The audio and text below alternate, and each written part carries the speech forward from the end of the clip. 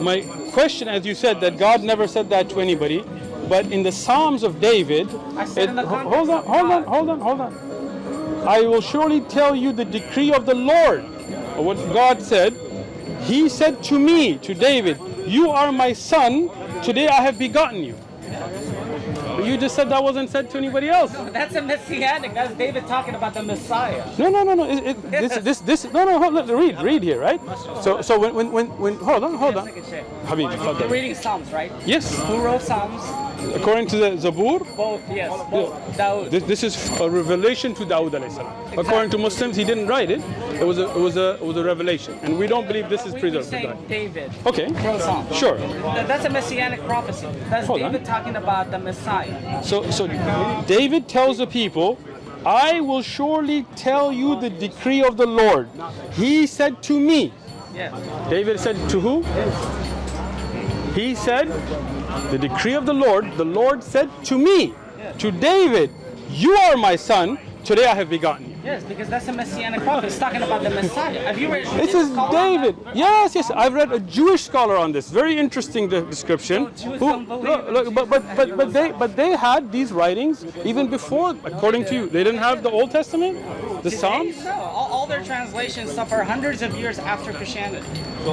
So the earlier Torah scriptures are all wrong? No, that's not what I'm saying. I'm saying I read a Jewish scholar, what you said. I'm saying Jews today, first of all, Jews don't believe Jesus is the Messiah. I got you. So But you obviously they have asked a about, different interpretation. but this is the time of Dawood alayhi salam, so it's before Jesus, right? According to most scholars, if you read them, it's a messianic prophecy. It's about You're the saying Messiah. you're saying Christian scholars, then. Not just Christians. Jewish scholars? Yes, there are some Jewish scholars that Can say you the name one? Benjamin Summers. He said that this is about Jesus. It's the Messiah, yes. Okay, so let me. You asked, I gave you.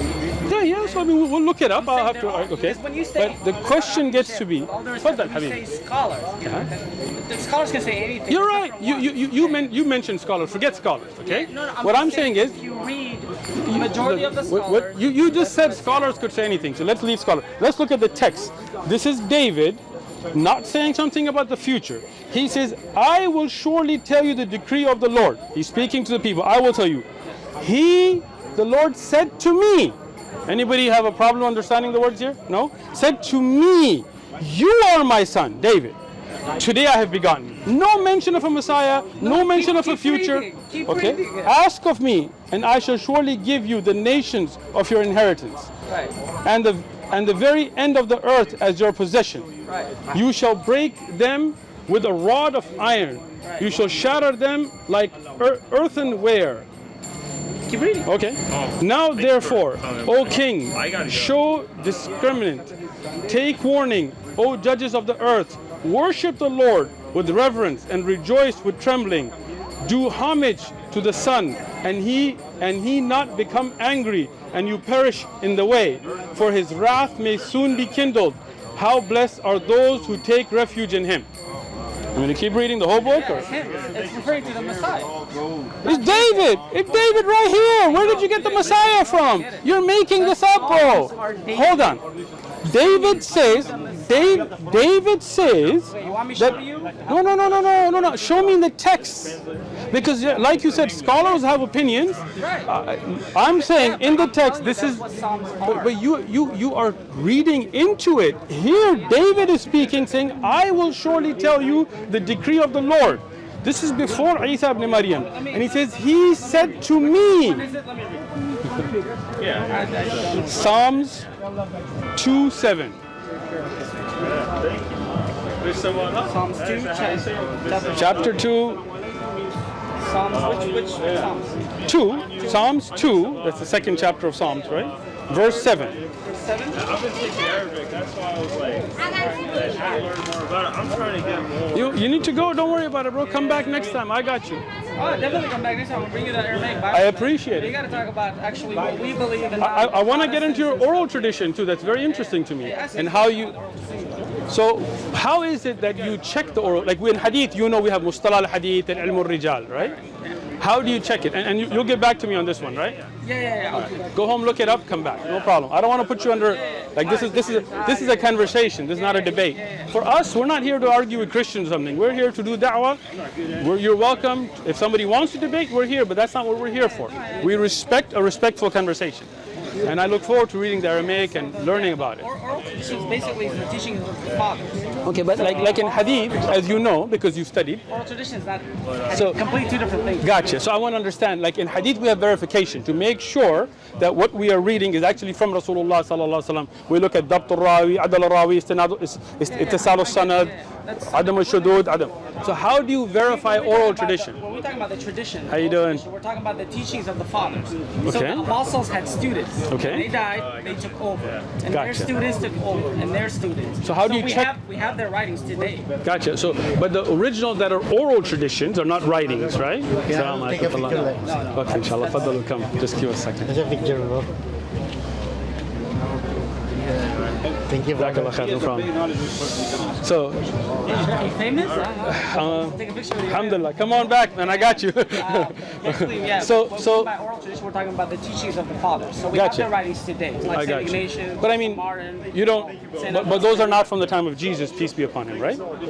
Saint Ignatius was probably a baby around that time. Excellent. So he didn't hear Jesus, obviously, right? He heard it from somebody. No, but he's friends with Polycarp, who was the disciple of the Apostle Saint John. Okay, And excellent. he So. wrote a letter to him, and we have that letter today. So their connectivity, how do you check it? How do you know, like in Hadith, We were there. The church was there. no, you weren't there physically, Saint right? Ignatius was the bishop Born of 1491. 1491. St. Ignatius born 1491. You are tripping, man. St. Ignatius born 1491. Look it up, look it up. I don't know. Yeah, I don't want to go. Look, man, like, I know it's on camera, but I don't want to mess you up. That's Ignatius of Loyola, not Ignatius of You said Antioch. St. Ignatius. Yes, that's not Saint Ignatius. Okay. There's two different Ignatius, bro. Gotcha, I got I you. know what you're talking about. So let's go back to the one you're Give me talking a second. about. So Go ahead. Ignatius of Antioch, Okay. okay, Go ahead. disciple of Polycarp and the Apostle Saint John. Now, Ignatius of Loyola, the Spaniard, whose leg got blown off and became a saint afterwards. Wow. How did it get blown Two up? different people, 1,000 years apart. So Saint Good. Ignatius, for example, was Peter was the bishop of the church in Ephesus. Gotcha. Okay? Of Antioch, sorry. And Antioch. then of Antioch. When he went to Rome, another bishop took over, and Saint Ignatius became the bishop. So, Matran. So the bishop of the entire church of Antioch. Gotcha. And then at the same time, Polycarp was his best friend. We have their writings today. Polycarp, yes, Polycarp was the student of the Apostle Saint John. Gotcha. Yeah, and they were friends. So when Saint Ignatius got captured by the Romans, they brought him from Antioch to Rome to get executed. On the way to Rome, he wrote letters. Gotcha. To the churches, to all the different churches. He was telling the Romans, "Hey, don't try to come rescue me. I do want to die for Jesus." All that stuff.